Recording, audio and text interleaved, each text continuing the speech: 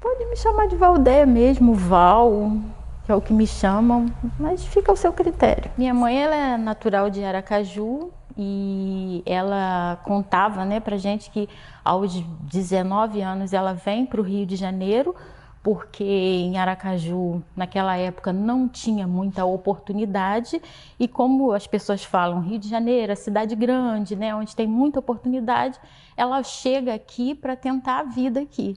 Né? E aqui ela foi trabalhar como doméstica, tá? Foi trabalhar como doméstica e até que ela chega no lote 14, que é onde a gente mora hoje, e ela foi uma das primeiras habitantes ali no lote 14, tá?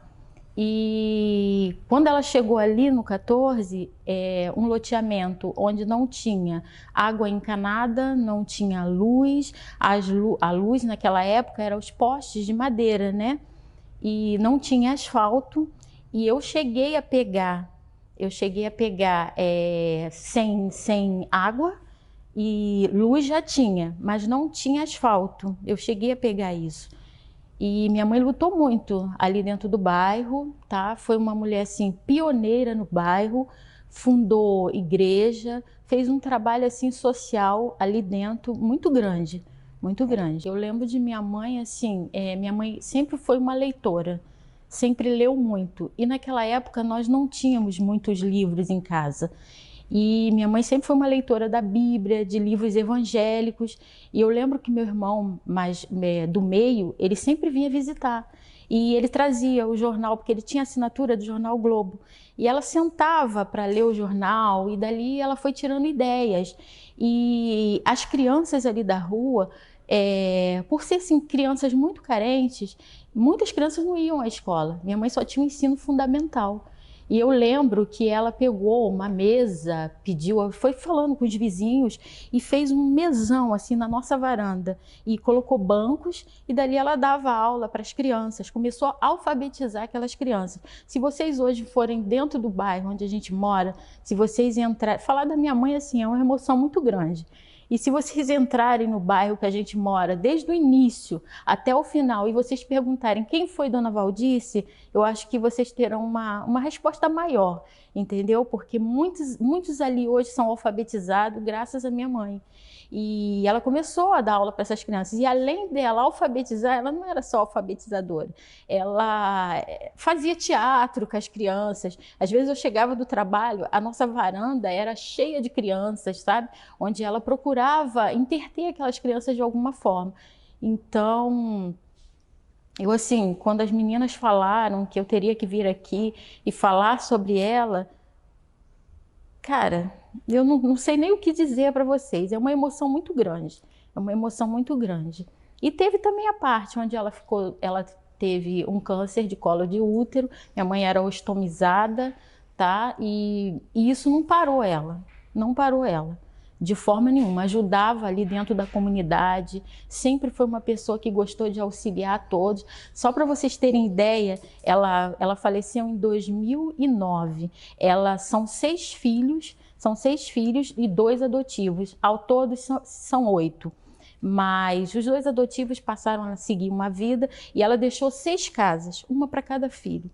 Mas essas casas, quando ela era viva, ela nunca, assim, ela alugava, mas ela nunca recebeu dinheiro de aluguel, entendeu? Ela nunca recebeu dinheiro de aluguel, porque ela colocava as pessoas para morarem ali, dava oportunidade, mas sempre foi uma pessoa que ela ensinava, sabe? Ela dava oportunidade para a pessoa, mas ela acabava ensinando a pessoa da forma que a pessoa tinha que agir. Ah, você não está trabalhando, você tem que arrumar um trabalho, entendeu? E ela sempre foi assim, sempre foi assim. Ela começou teve esse desejo, né? Porque como assim ela gostava de ajudar as pessoas, então ela comprou uma bicicleta e mandou colocar a rodinha.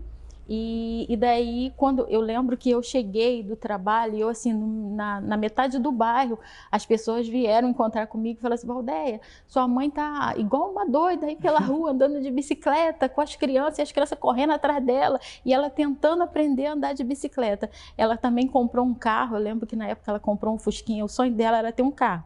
E ela falou: vou comprar um carro. E comprou um Fusca, e daí ela começou a aprender a dirigir. Só que conforme a doença veio e ela ficou impossibilitada. Daí ela pegou um sobrinho meu, que é o terceiro sobrinho, e ele tinha 9 anos na época. E ele de olhar, ele aprendeu a dirigir.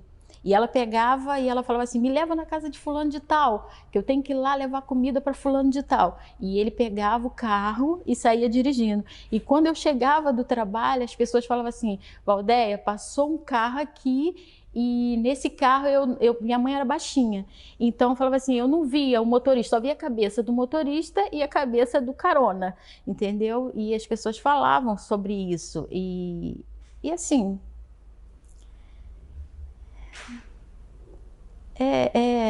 é muita lembrança, sabe? É muita lembrança, muita lembrança.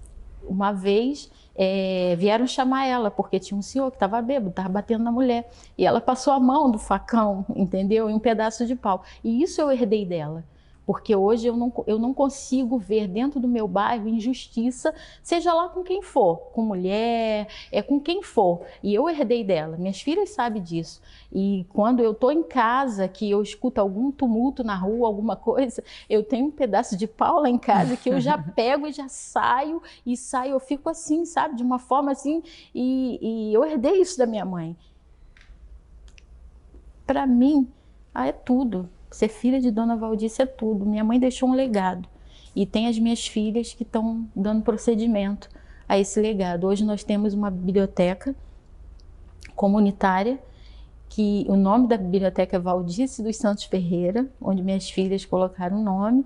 E assim, eu vejo minhas filhas hoje fazendo um trabalho social, e isso me dá uma alegria muito grande, sabe? Saber que a Larissa, que é a minha filha mais velha, a Larissa pegou parte da história da minha mãe. A Larissa acompanhou. E hoje, quando eu vejo a Larissa fazendo esse trabalho, eu fico muito feliz em saber que a minha mãe deixou um legado. E só para você, para mim resumir, minha mãe, quando ela faleceu em 2009, foi um dia de domingo, o dia do sepultamento dela. Eu achei que não ia ninguém, por ser um domingo, as pessoas gostarem de estar com a família, eu achei que não ia ninguém. Eu fui buscar o corpo dela lá no INCA, e quando eu cheguei no cemitério, era 9 horas da manhã. E quando eu cheguei no cemitério, eu vi uma multidão que você não tem noção das pessoas que estavam. Era muita gente, era um bairro inteiro ali agradecido por tudo que a minha mãe fez. Entendeu? E aquilo me emocionou demais. E eu lembro que ela falava assim, antes dela falecer, no hospital, ela disse assim para mim: no dia do meu sepultamento, eu quero todas as pessoas com uma flor na mão. E eu falei assim: cara, como é que eu vou comprar flor para esse povo todo? E ela vinha sempre juntando um dinheiro, e ela falava assim: olha, esse dinheiro aqui é para isso. Eu quero que você alugue um ônibus, leve essas pessoas para lá, para o meu sepultamento, e compre uma flor. E eu consegui fazer isso. E isso, sabe, me deu uma satisfação muito grande. Então, minha mãe, para mim, minha mãe foi uma mulher negra, guerreira, batalhadora.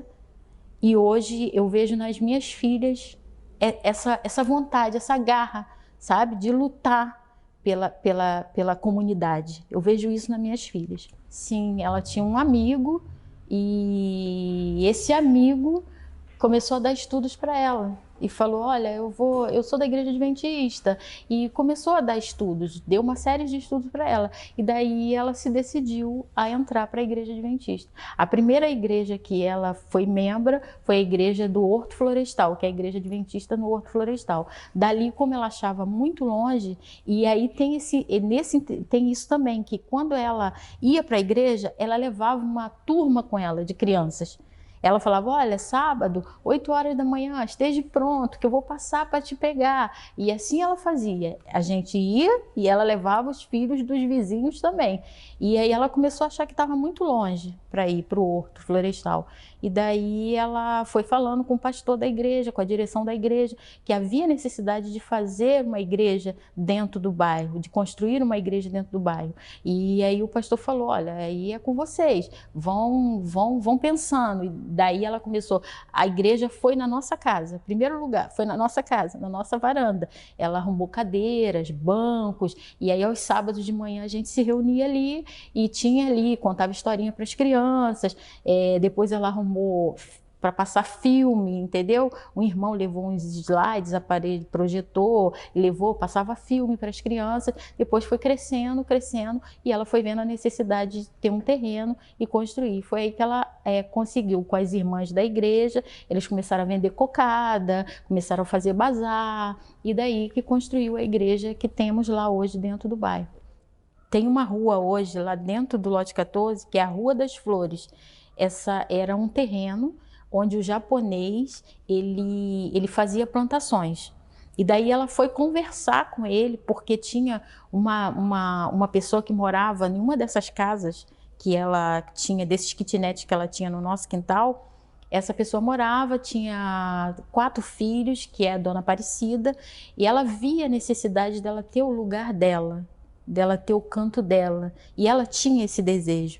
Daí a minha mãe foi conversar com o japonês e pediu a ele se ele não liberava uma parte daquele terreno ali para que pudesse fazer uma casa para Aparecida.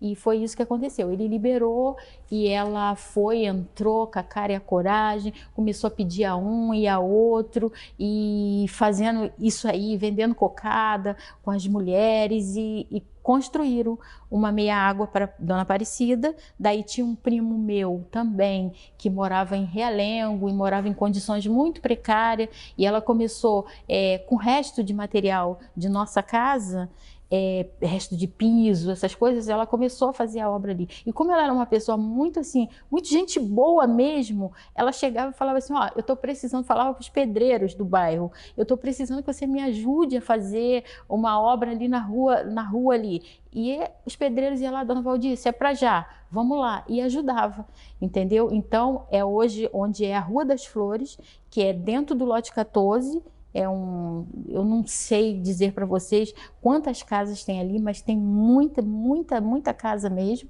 E foi esse lugar que ela foi uma das fundadoras dessa rua ali. Apesar de que hoje a gente tem muitos condomínios ali, muitos moradores novos, mas os moradores antigos é um bairro inteiro. Só para você ter uma ideia, eu não sei nem se eu devo falar isso, mas eu vou falar, estou com vontade de falar.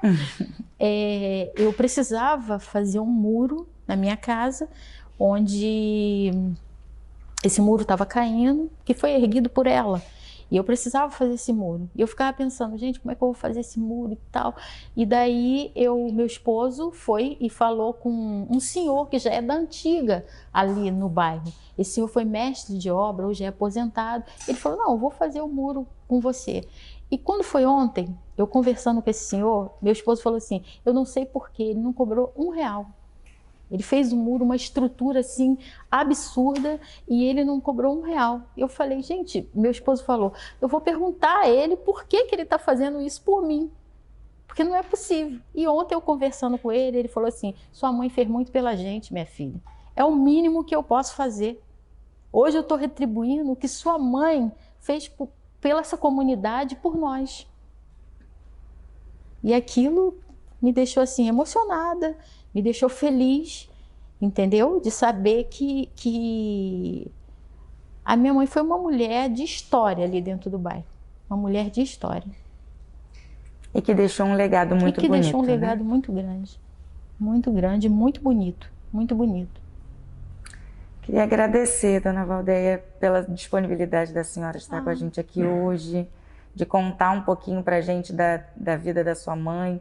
Eu sei que, apesar de termos conversado bastante, isso não é nem nada, né, do que a vida da sua mãe foi durante todo o período em que ela esteve aqui, que ela morou em Santa Cruz, mas queria agradecer. Eu que agradeço.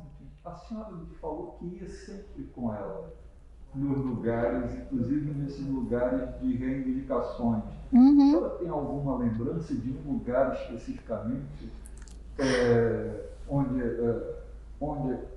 a senhora ia com ela? Eu tenho sim, tenho várias lembranças.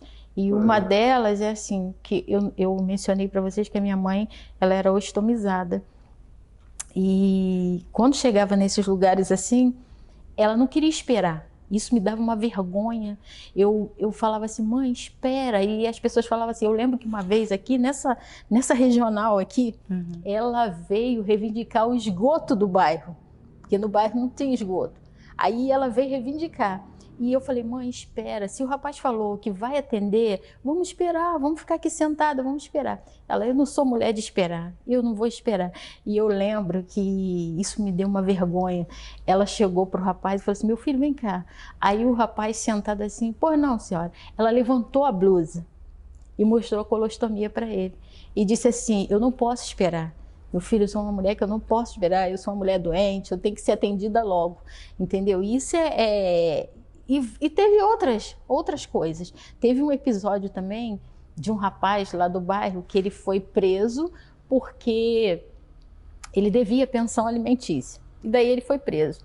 E ela chegou e falou assim, você vai comigo na delegacia. Eu falei assim, mãe, eu não vou. Ela falou, não, você vai, Valdeia, vamos embora. E eu botei ela na bicicleta, fomos pelo Morro do Chá de bicicleta, andando de bicicleta. Quando chegamos aqui na delegacia, eles não queriam atender ela. Ela falou assim, eu quero falar com o delegado. Aí eu acho que era o inspetor que estava lá na mesa e falou assim, não, a senhora não pode falar com o delegado. Ela, não, eu vou falar com o delegado, porque é meu vizinho que está aí e eu tenho que falar com o delegado. E aí o rapaz não queria que ela entrasse de jeito nenhum. Eu lembro que ela também levantou a blusa e mostrou a colostomia. E ele falou, não, a senhora vai entrar agora. E daí nós fomos falar com o delegado e daí ele falou, vai buscar o rapaz. Mandou chamar o menino que estava preso e quando ela chegou, ele soltou o menino e quando nós chegamos lá no bairro, ela foi chamando os parceiros que ela tinha, que era o Alci, o Itagoré, ela foi chamando ele e falou, eu preciso de tanto, porque ele precisa de tanto para dar a pensão do filho. E vocês agora vão me ajudar nesse ponto. Foi fazendo vaquinha. Essas pessoas eram comerciantes ou eram moradores? Não, era comerciante. O Itagoré era comerciante, o Alci era caminhoneiro, entendeu? E ela foi chamando eles. O seu João era comerciante também, fazia janelas de ferro, entendeu? Eram comerciantes. E ela fez com que eles ajudassem para que ela juntasse aquela quantia para o rapaz pagar a pensão do menino. Quando ela se dirigia às pessoas, ela se dirigia assim, com autoridade. Ela falava com autoridade e eu não lembro. Hoje nós tem até um rapaz no bairro, que é o Luiz, as minhas filhas sabem quem é. Ele, assim, quando ele fala, assim, toda vez que ele encontra comigo, ou com meu esposo, ou com as minhas filhas, ele menciona o nome. Dona Valdice, eu não tenho o que falar dessa mulher. Essa mulher foi, assim, especial nas nossas vidas. E esse também era um parceiro dela. Ajudava muito ela, em tudo. Foi um parceiro dela. Seria, assim, interessante. Se um dia vocês pudessem, se a gente pudesse, não sei, fazer um depoimento com as pessoas do bairro, entendeu? Com as pessoas que ainda residem lá, que conheceram Dona Valdice, eu acho que seria interessante para vocês.